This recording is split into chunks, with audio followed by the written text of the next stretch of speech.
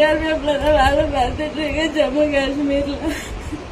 என் ஊர் பொண்ணு பக்கத்துல நாராயணபுரம் கிராமம். எங்க வீட்டுல யாரு, எங்க அப்பா, எங்க அண்ணன், எங்க அம்மா. எங்க அம்மா 24ஆம் தேதி சாயங்காலம் 3:30 மணிக்கு மாடு மேய்க்க போகும்போது யாரும் போட்டு உடைச்சு மொத்த நகை எடுத்துட்டு போயிட்டேன். என் கல்யாணத்துக்காக சேர்த்து வச்ச நகை 5 மணி ரிட்டர்ன் வந்து பார்க்கும்போது மொத்த போட்டு உடைச்சிட்டு சாமான்லாம் எடுத்துட்டு போயிட்டாங்க நகை எல்லாத்தையும். 6 மணிக்கு எங்க அப்பா ஆடு மேய்ச்சிட்டு வந்து பார்க்கும்போது ஒரு நகையும் கூட இல்லைன்னு சொல்லிட்டு எங்க அப்பாவும் எங்க அம்மாவும் உட்காந்து ஓடாவிட்டு எங்க அண்ணன் வேலைக்கு போயிட்டு ரிட்டர்ன் வந்து பார்க்கும்போது அவங்க அழுதுட்டு இருந்தது பார்த்து கேட்டுட்டு போலீஸ் ஸ்டேஷன்ல போய் கம்ப்ளைண்ட் கொடுத்தா. ஜூன் மாசம் 24ஆம் தேதி நைட்டு.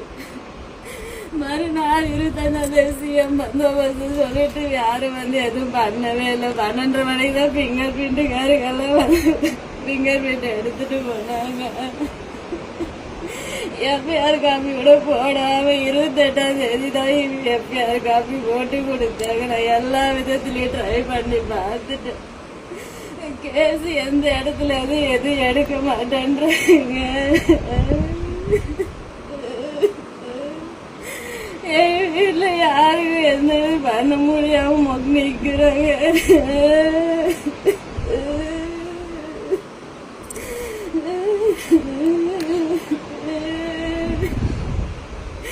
என் கல்யாணத்துக்காக சேர்த்து வச்ச மொத்தம் நாங்க 22 சவரன் நாக்கைய பட்டு போடவே காசு அம்மாவாக எடுத்துட்டு போயிட்டாங்க.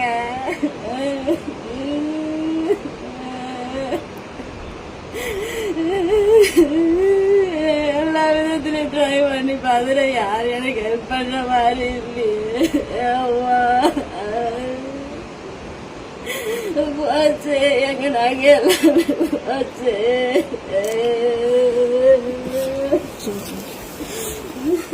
வணக்கம் மக்களே.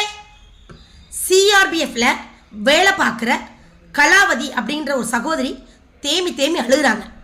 அவங்க வீட்டில் அவங்களோட கல்யாணத்துக்காக சேர்த்து வச்சிருந்த 22 பவுன் நகையை கொள்ளையடிச்சுட்டு போயிட்டாங்க. திருடிட்டு போயிட்டாங்க. அதை கம்ப்ளைண்ட் கொடுக்க போனப்ப முதல்வரோட பாதுகாப்புக்கு எல்லா காவலர்களும் போயிட்டாங்க. அதனால யாருமே அதை முன்னெடுத்து பார்க்கல. அந்த கைரேகையெல்லாம் அழிக்கப்பட்டுருச்சு. அது ஆவணம் கிடைக்கல. அந்த அலட்சிய போக்கால என்ன பண்ணா குற்றவாளியை கண்டுபிடிக்க முடியல. திருடப்படாத நகைக்கு கூட ஒரு மடப்புறத்தில் ஒரு பையனை அடிச்சு கொள்ளுவாங்க. ஆனால் இவங்களுக்கு தேவை அப்படின்னா எந்த எல்லைக்கும் போகும் இந்த திமுக அரசு.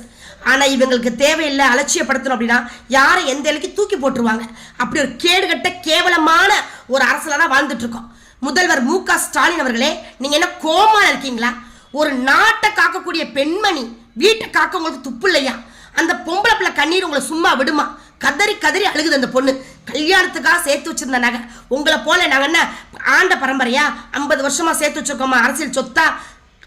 பனியிலையும் மழையிலையும் அந்த பொண்ணு குருவி சேர்த்தாப்புல சேர்த்த காசு. அந்த பணத்தை கொள்ளையடிச்சிட்டு போயிருக்கான் ஒருத்தனா. அவனை கண்டுபிடிக்க உங்களுக்கு துப்பு இல்லையா? உங்களால ஒரு நல்ல ஒரு ஆட்சி கொடுக்க முடியாதா?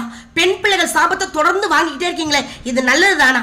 உங்களை போல கேடுகட்ட முதல்வரை இது வரைக்கும் எந்த மாநிலத்தையும் பார்க்கல. ஒரு அவலமான ஆட்சியை நீங்க கொடுக்குறீங்க. தயவு செய்து உங்களை வீட்டுக்கு அனுப்பினா தான் இந்த தமிழகம் உருப்படும். நல்ல விடிவு காலம் பிறக்கும்.